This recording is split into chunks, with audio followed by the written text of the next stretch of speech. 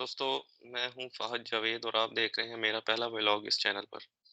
آپ سب سے گزارش ہے کہ چینل کو سبسکرائب کیجیے اور ویڈیو کو لائک کیجیے۔ آج کا موضوع ہے پاکستان میں ہوئی 5 ناکام فوجی بغاوت۔ کیونکہ کامیاب ہونے والی مارشل لاز کے بارے میں تو زیادہ تر لوگ جانتے ہی ہیں، اس لیے میں نے ناکام بغاوتوں کو موضوع بحث بنانا پسند کیا۔ اور اس کی ایک دوسری وجہ یہ بھی ہے کہ یہ جو ماضی کی تمام فوجی بغاوتیں تھیں ناکام جو ہو چکی، اس کا پاکستان کی موجودہ سیاسی منظرنامے کے ساتھ بھی ایک گہرا تعلق ہے۔ لہٰذا میرا آپ سے یہ مطالبہ ہے، یہ گزارش ہے کہ آپ لوگ ان بغاوتوں کے موٹو اور نیریٹو پر فوکس کریں، یعنی کہ ان بغاوتوں کو کرنے کے مقاصد کیا تھے اور بغاوتیں کرنے والوں نے کیا بیانیہ اپنایا تھا، تاکہ موجودہ سیاسی صورتحال سے اس کا موازنہ کرنے میں آسانی ہو سکے۔ اور ساتھ ہی ساتھ اس میں کچھ کامن باتیں بھی ہیں۔ تو چلتے ہیں اپنے موضوع کی طرف، اور میں آپ سے بیان کرتا ہوں آج کا پہلا ناکام فوجی بغاوت جو ہوئی۔ تو جو پہلی ناکام فوجی بغاوت تھی وہ سن 47 کے بعد جب پاکستان کو آزادی حاصل ہوئی تو 1 سال بعد ہی پاکستان کو کشمیر کی جنگ میں جانا پڑا، تاکہ کشمیر کا ایک بڑا حصہ اس جنگ میں ہم نے آزاد بھی کروایا، جو آج آزاد کشمیر کے نام سے جانا جاتا ہے۔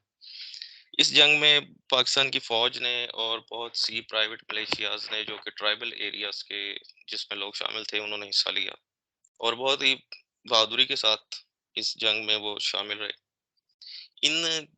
اس جنگ میں جو آرمی اور جو پرائیویٹ ملیشیاز کو آرگنائزڈ کرنے کا کام جنرل اکبر خان صاحب کے ذمہ تھا، جنہوں نے بہت بہادری سے اس کام کو سر انجام دیا، اور انہیں اس بات پر بہت سے انعامات سے بھی نوازا گیا بعد میں۔ یہی جنرل اکبر خان صاحب تھے جنہوں نے سن 9 مارچ 1951 میں لیاقت علی خان صاحب کے خلاف بغاوت کی۔ اس میں صرف وہ خود اکیلے شامل نہیں تھے، بلکہ ان کے ساتھ بائیں بازو کی سیاسی جماعتیں، جیسے کہ اس وقت کی جو پاکستان کمیونسٹ پارٹی تھی، اس کے لوگ شامل تھے، اور فیض احمد فیض ایک مشہور شاعر ہیں، گزرے ہیں، وہ بھی اس میں ان کے ساتھ شامل تھے۔ اس بغاوت کو کرنے کی ان کے پاس 3 وجوہات تھیں کہ جب یہ بغاوت ناکام ہوئی اور وہ لوگ گرفتار ہوئے، تو جب ان سے یہ باتیں پوچھی گئی تو انہوں نے اس میں 3 باتیں بیان کی۔ وہ کہتے ہیں کہ ہمارا مقصد یہ تھا کہ یہ جو حکومت ہے یہ بالکل کرپٹ اور نااہل حکومت ہے، اس سے سیاسی معاملات سنبھالے نہیں جا رہے، اور کرپشن بھی عروج پر چل رہی ہے۔ حالانکہ ابھی پاکستان کو بنے کچھ زیادہ عرصہ بھی نہیں ہوا تھا، اور کرپشن کے الزامات وہ تب سے لگنے شروع ہو گئے۔ دوسری وجہ کہ جی یہ ڈکٹیشن لیتے ہیں غیر ملکیوں سے، کیونکہ کشمیر کے جو جنگ سے 48 میں لڑی گئی تھی، اس جنگ میں اکبر خان صاحب کے مطابق وہ صرف سری نگر سے 4 گھنٹے کی مسافت پر تھے، اور اگر جنگ بندی نہ کی جاتی تو آج پورے کا پورا کشمیر ہمارے پاس ہوتا۔ تو اس بات پر انہیں یہ بھی اعتراض تھا موجودہ حکومت کے ساتھ کہ یہ اقوام متحدہ میں کی قرارداد کو انہوں نے تسلیم کر لیا، یہ تھوڑا دیر اور ڈیلے کر لیتے اسے۔ اور تیسری ان کی وجہ یہ تھی کہ بھئی جو برطانیہ کی پاکستان چونکہ برطانیہ کا ڈومینین تھا، اس لیے اس کے اوپر جو فوج کا سربراہ تھا اس وقت وہ بھی ایک برٹش آرمی آفیسر تھے، تو اس وجہ سے بھی ان کو اس سے بھی ناراضگی تھی کہ جو لیاقت علی خان صاحب ہیں وہ ان سے ڈکٹیشن لے رہے ہیں، اور اس وجہ سے کشمیر میں ہمیں پیچھے ہٹنا، میں ہماری فورسز کو پیچھے ہٹنا پڑا۔ تو اب اس میں دیکھیں 2 باتیں تھیں، ایک کرپشن اور دوسرا غیر ملکی مداخلت۔ تو یہ 2 باتوں کی بنیاد بنا کر اکبر خان صاحب نے اور ان کے ساتھ جو سویلین اور جو باقی کچھ فوجی افسران تھے، انہوں نے ایک پلان بنایا تھا حکومت کا تختہ الٹنے کا، لیکن بہرحال یہ اس کی مخبری ہو گئی اور ان کو گرفتار کر لیا گیا۔ ایوب دور میں یہ سب لوگوں کو جب جنرل ایوب کا مارشل لا لگا تو ان سب لوگوں کو رہا کر دیا گیا، اور یہ اکبر خان صاحب بعد میں بھٹو دور میں بھٹو صاحب کے چیف نیشنل سیکیورٹی ایڈوائزر بھی رہے۔ تو یہ تو ہو گئی پہلی۔ اس کے بعد دوسری جو بغاوت ہوئی وہ سن 1973 30 مارچ میں جنرل بریگیڈیئر فرخ بخت علی سازش کیس کے نام سے جانی جاتی ہے. ان کو بریگیڈیئر ایف بی علی بھی کہا جاتا ہے. یہ گجرانوالہ کور کے اندر موجود تھے اور 71 کی جنگ کے بعد یہ جنرل یحییٰ سے استعفے کا مطالبہ کر رہے تھے. تو انہوں نے وہاں پر گجرانوالہ کور کے اندر 3 جرنیلز کو نظر بند کر لیا اور جنرل یحییٰ سے استعفیٰ دینے کا مطالبہ بھی کیا. بریگیڈیئر ایف بی علی جو تھے وہ قطر کی جنگ میں کافی مایہ ناز خدمات سر انجام دی انہوں نے، اور بہت بہادر، فوج کے اندر بہت بہادر، نیک سیرت اور بڑے قابل مانے جاتے تھے. ان کی بات بھی سنی جاتی تھی، اس لیے ان کے بھی ہم خیال بہت سے لوگ تھے. تو بہرحال جنرل یحییٰ کے اوپر پریشر آیا اور انہوں نے استعفیٰ دے دیا اور حکومت جو تھی وہ بھٹو صاحب کو دے دی. جب بھٹو صاحب کے پاس حکومت آئی تو انہوں نے فوج میں ایسے جرنیلز جیسے کہ بریگیڈیئر ایف بی علی تھے، ان کی بہت زیادہ سیاسی مداخلت کو دیکھتے ہوئے انہوں نے ان کو نکیل ڈالنے کی کوشش کی. تو ان کے جتنے بھی حامی تھے اور جتنے بھی ہم خیال باقی افسران تھے جو فوج میں کام کر رہے تھے، ان کو انہوں نے فارغ کرنا شروع کر دیا بھٹو صاحب نے. تو ایک تو وجہ یہ بن گئی کہ بھٹو صاحب ان کے لوگوں کو فارغ کر رہے تھے. اب انہوں نے ایک بغاوت کا پلان بنایا بھٹو صاحب کا تختہ الٹنے کا. تو اس کی انہوں نے ایک یہ وجہ بتائی کہ جی یہ ہمارے لوگوں کو بلا وجہ ہی فارغ کر رہے تھے. دوسرا وہ کہہ رہے تھے کہ جی یہ بھٹو صاحب کی جو حکومت ہے نا، یہ شریعت پر عمل نہیں کر رہی، یہ غیر شرعی حکومت ہے، یہ اسلام کے اصولوں کے مطابق نہیں ہے. تو لہٰذا یعنی کہ انہوں نے بھی تھوڑا سا اسلامی ٹچ دیا، جیسے کہ آج کل بھی اسلامی ٹچ آپ کے سامنے دیا جا رہا ہے. تو ایک اسلامی ٹچ انہوں نے دیا اور انہوں نے کہا جی ہم ایک شرعی حکومت قائم کریں گے. اور تیسری اور وہی کامن وجہ کہ جی یہ کرپشن بہت زیادہ ہے، نااہلی ہے، نااہل لوگ ہیں. تو تو یہ ہوا، ان لوگوں کو پکڑ لیا گیا اور ان لوگوں کو پکڑا بھی جنرل ضیاء نے. یعنی کہ ان کا جو پلان تھا وہ کامیاب ہونے سے پہلے ہی جنرل ضیاء نے مخبری کے ذریعے ان سب کو پکڑ لیا اور ان سب کو سزائیں دیں. کچھ کے کورٹ مارشل بھی ہوئے، کچھ اندر ہو گئے لوگ. تو بہرحال جب جنرل ضیاء نے خود بھٹو صاحب کا تختہ الٹا تو 1978 کے اندر ان سب کو رہا کر دیا. تو یہ دوسری ہوگی. اچھا، اسی طرح تیسرا 23 مارچ 1980 کو میجر جنرل تجمل حسین ملک، یہ ایک بہت ہی زیادہ قابل قدر قابل انسان فوج میں تھے. 1971 کی جنگ میں یہ شخصیت ایسی، انہوں نے بہادری کے جھنڈے گاڑے. یہ اس وقت راول پنڈی میں تعینات تھے جب 1971 کی جنگ چھڑی. تو انہوں نے اسپیشلی اپنا تبادلہ ادھر مشرقی پاکستان میں کروایا تاکہ یہ جنگ میں وہاں پر شامل ہو سکیں. اور واحد ان کی، یہ اس وقت بریگیڈیئر تھے. تو بریگیڈیئر ان کی بریگیڈ نے، یہ واحد بریگیڈ تھی جس نے وہاں پر ہتھیار نہیں ڈالے. باقی سب تقریباً 40 کے قریب جو بریگیڈز تھیں انہوں نے وہاں پر ہتھیار ڈال دیے تھے، لیکن یہ آخر تک لڑتے رہے اور بہرحال یہ گرفتار بھی ہو گئے تھے. کچھ عرصہ پھر گرفتاری میں رہے اور اس کے بعد واپس پاکستان آ گئے. اچھا، تو ان کا جو مطالبات تھے، جو موٹیو اور نیریٹو جو ان کا تھا وہ یہی تھا کہ بھئی انہوں نے جب یہ بہرحال یہ جب واپس آئے ہیں تو اس وقت انہوں نے بھٹو صاحب پر اور جنرل ضیاء کے اوپر کچھ تنقید وغیرہ کی. اس تنقید کی وجہ سے جنرل ضیاء نے کافی محفلوں میں انہوں نے تنقید وغیرہ شروع کر دی اور بھٹو صاحب کو بھی انہوں نے خط لکھے ضیاء صاحب کے خلاف اور باقی لوگوں کو بھی کہ یہ اپنے لوگوں کو ہی آگے کر رہے ہیں. اقربا پروری کا انہوں نے الزام لگایا کہ اپنے لوگوں کو آگے کر رہے ہیں اور جن کو سینیورٹی بیس پر جن کا حق بنتا تھا ترقی کا، ان کو یہ ترقی نہیں دے رہے. تو ضیاء صاحب نے ان سے زبردستی استعفیٰ لے لیا. بہرحال یہ پھر جب ضیاء صاحب کا زمانہ آیا 1980 کے اندر، 23 مارچ 1980 میں انہوں نے کچھ سویلینز کے ساتھ اور بہت سے حاضر سروس فوجی افسران کو اپنے ہم خیال بنایا، کیونکہ فوج کے ساتھ ان کے تعلقات ابھی بھی موجود تھے. ریٹائرڈ ہونے کے بعد بھی ان کے بیٹے بھی ابھی فوج میں ہی تھے اس وقت. تو انہوں نے ایک پلان بنایا تھا کہ جی ضیاء صاحب کا تختہ الٹیں گے اور خود اس حکومت کو سنبھالیں گے۔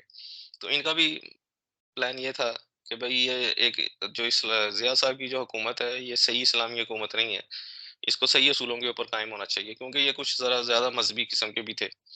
دوسرا یہ اپنی ایک ذاتی جبری جو ریٹائرمنٹ ان کو کی گئی تھی اس کا بھی بدلہ لینا چاہتے تھے، اور تیسرا یہ یہی کہہ رہے تھے کہ بھئی یہاں پہ بھی کرپشن بہت زیادہ ہے، یہ کرپٹ ہے، نااہل حکومت ہے۔ بہرحال ان کا پلان ظاہر ہونے سے پہلے ہی یہ سب گرفتار ہو گئے، اور 1988 میں جب بے نظیر کی حکومت آئی تو انہوں نے ان کو رہا کر دیا۔ انہوں نے اپنی یہ کتاب بھی لکھی تھا اسٹوری آف مائی اسٹرگل، اس میں انہوں نے اپنے سارے یہی روادات بیان کیے۔ اسی طرح یہ ایک اہم اب جو چوتھا میں آپ کو سامنے بیان کرنے جا رہا ہوں یہ بہت ہی اہم ہے، اور اس کا موجودہ سیاسی صورتحال کے ساتھ بڑا گہرا تعلق ہے۔ اس کو آپریشن خلافت کے نام سے بھی جانا جاتا ہے۔ یہ 8 ستمبر 1995 کی بات ہے، بے نظیر صاحبہ کا دوسرا دور تھا۔ اس دور کے اندر میجر جنرل ظہیر الاسلام عباسی، بریگیڈیئر مستنصر باللہ اور قاری سیف اللہ اختر، یہ تین بڑے مرکزی کردار ہیں اس کے۔ قاری صاحب تو وہ تھے، ایک سویلین تھے، باقی دونوں فوجی افسران تھے۔ قاری صاحب کی ہسٹری یہ ہے کہ یہ پہلے افغان جہاد میں بھی شامل رہے، پھر یہ کشمیر میں انہوں نے حرکت الجہاد اسلامی کے نام سے اپنی ایک الگ جماعت قائم کی ہوئی تھی، اور یہ بھی یہی چاہتے تھے کہ بھائی یہاں پہ اسلامی حکومت ہو کیونکہ پاکستان کی یہ حکومت اسلامی نہیں ہے۔ پھر یہ ظہیر الاسلام عباسی صاحب کا بھی مذہبی رجحان تھا، انہوں نے بہت سی کتابیں بھی لکھی شرعی نظام کے حوالے سے، طاغوت اور کفری حکومت ہے، شرکی حکومت، سیکولرزم کفر ہے، اس طرح کی انہوں نے کچھ کتابیں بھی لکھی۔ تو انہوں نے اپنے ساتھ ایک پلان بنایا، ایک یہ بے نظیر حکومت کو برطرف کریں گے، تو برطرف ایسے کریں گے کہ ایک میٹنگ کے دوران جب ساری کابینہ اور فوجی قیادت وہاں پر ایک جگہ اکٹھی ہوگی تو وہاں پر جا کے ان کو قتل کر دیا جائے، اور یہ میجر جنرل ظہیر الاسلام صاحب جو تھے یہ کہہ رہے تھے جی مستنصر باللہ جو بریگیڈیئر تھے وہ بن جائیں گے آرمی چیف، اور میں بن جاؤں گا صدر بن جاؤں گا، اور ہم یہ نظام کو چلائیں گے۔ اب ان کا بھی جو موٹیو تھا وہ یہ ہے کہ جی ایک صحیح اسلامی شرعی حکومت قائم ہونی چاہیے، یعنی کہ اسلامی ٹچ، اور دوسرا یہی ہے کہ جی جناب یہاں پہ کرپشن بہت زیادہ ہے اور کرپشن کا خاتمہ بہت ضروری ہے۔ اس کا جو لنک تھا پاکستان موجودہ سیاسی صورتحال کے ساتھ ایسے ہے کہ جو ظہیر الاسلام صاحب نے تختہ حکومت کا تختہ الٹنے کے بعد جو پہلی تقریر کرنی تھی، وہ تقریر لکھنے والے مفتی سعید صاحب ہیں، جن کے بارے میں کہا جاتا ہے ایسا کہ وہ مفتی سعید صاحب ہیں، اور یہ مفتی سعید صاحب وہی ہیں جن کا عمران خان صاحب کے ساتھ بڑا گہرا تعلق ہے، اور عمران خان صاحب کے جو دونوں نکاح ہوئے ہیں ریحام خان سے اور بشرا بی بی صاحبہ سے، وہ دونوں نکاح پڑھانے والے مفتی سعید صاحب ہی ہیں۔ اب ایسا کہا جاتا ہے کہ یہ وہی مفتی صاحب ہیں، ان مفتی صاحب سے رابطہ بھی کیا گیا تو انہوں نے اس بارے میں کوئی بات نہیں کی، انہوں نے اپنا موقف دینے سے گریز کیا۔ تو اس بات کو بی بی سی میں بھی شائع کیا ہے۔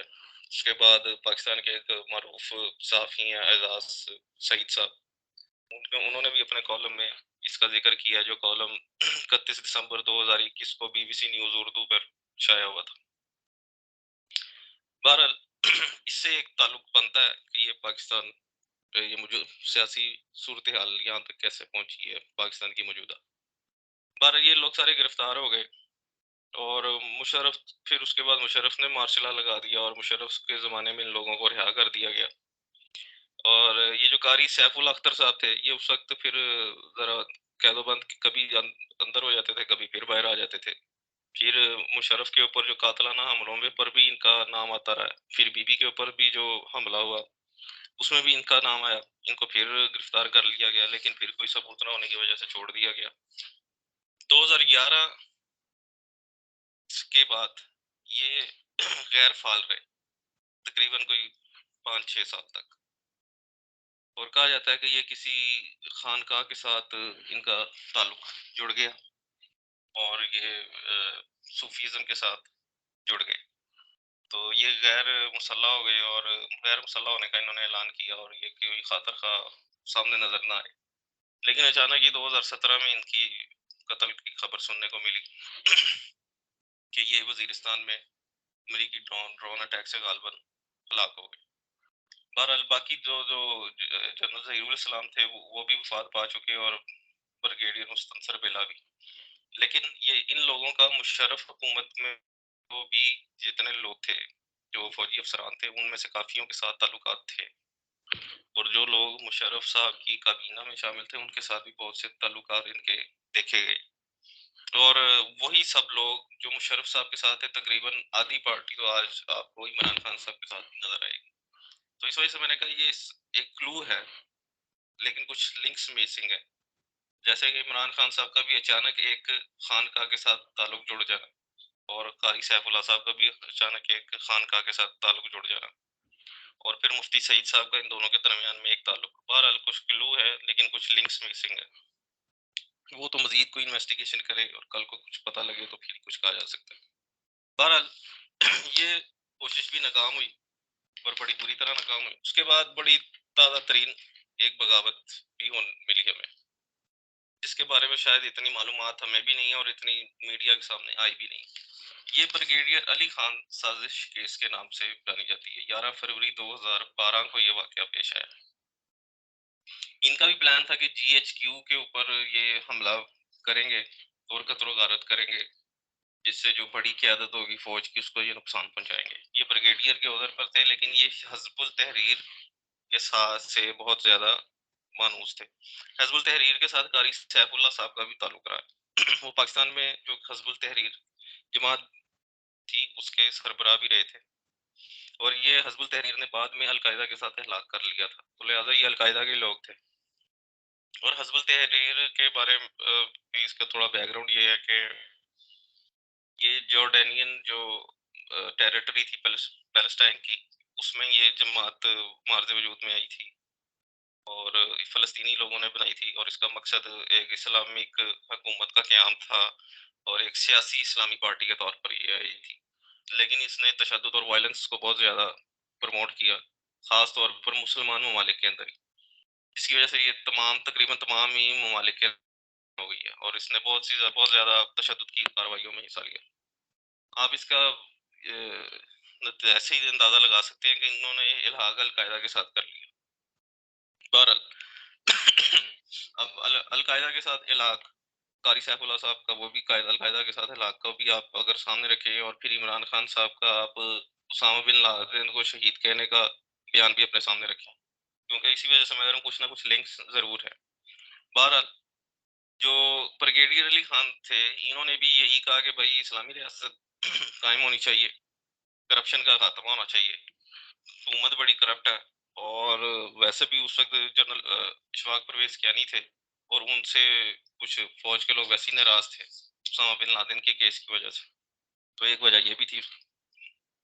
بہرحال یہ اپنے منصوبے پہ کامیاب نہیں ہو سکے اور ان کو جیل بھیج دیا گیا, اور ابھی تک یہ جیل میں ہی ہے اور ان کا کیس چل رہا ہے. اس کے بارے میں بھی آپ کو بی بی سی نیوز کا 15 فروری 2012 کا جو آرٹیکل ہے آصف فاروقی کا, اس میں آپ کو مل جائے گا اس کے بارے میں بہت کچھ. اس کے علاوہ میں نے جو پہلا جنرل اکبر خان کا جو کیس آپ کے سامنے پیش کیا تھا, اس میں بھی یہ ان کی ایک کتاب ہے میری آخری منزل جنرل اکبر خان کی, اس میں بھی آپ کو ان کے بارے میں یہ ساری روایات مل جائے گی کہ وہ کس طرح سے یہ راولپنڈی سازش کیس اور ان کی زندگی میں کیا کیا کچھ ہوتا رہا ہے, وہ سارا کچھ انہوں نے اپنا بیان کیا ہے. کتاب ہے بڑی اہم جو تنقیدی طور پر لکھی گئی ہے پاکستان کے حوالے سے, پاکستان سے ڈرفٹ انٹو ایکسٹریمزم, یہ حسن عباس صاحب کی لکھی ہوئی کتاب ہے. اس کا بھی مطالعہ بڑا مفید رہے گا آپ کے لیے. اگر آپ اسے پڑھیں گے تو آپ کو پتہ چلے گا کہ پاکستان کے اندر جو دہشت گردانہ کارروائیاں ہیں وہ کیوں اور کیسے. بہرحال یہ ایک میں نے آپ کے سامنے 5 ان باتوں کو رکھا, اس سے آپ اندازہ لگا سکیں گے کہ پاکستان کی موجودہ سیاسی صورتحال میں جو پاپولزم کا پروان چڑھایا جا رہا ہے اور ویری فار رائٹ جو سیاست ہے اس کو پروموٹ کیا جا رہا ہے, اور تشدد اور وائلنس کو پروموٹ کیا جا رہا ہے, اور وہی نعرہ لگایا جا رہا ہے اینٹی کرپشن کا اور اسلامی ریاست کا, اینٹی امریکنزم کا, یہ ایک ایسا چورن ہے جو پاکستان میں پچھلے 75 سال سے بک رہا ہے، اور اگر کوئی آج بھی یہ چورن خرید رہا ہے تو وہ یہ اپنی عقل مندی نہ سمجھے اسے، بلکہ وہ سب سے بڑا، میرے نزدیک تو وہ بہت بڑا بیوقوف ہے۔ بہرحال یہ تھا آج کا میرا ولاگ، امید ہے آپ کو پسند آئے گا۔ مزید معلومات کے لیے میرے چینل کو سبسکرائب کیجیے اور ویڈیو کو لائک کیجیے۔ اللہ حافظ۔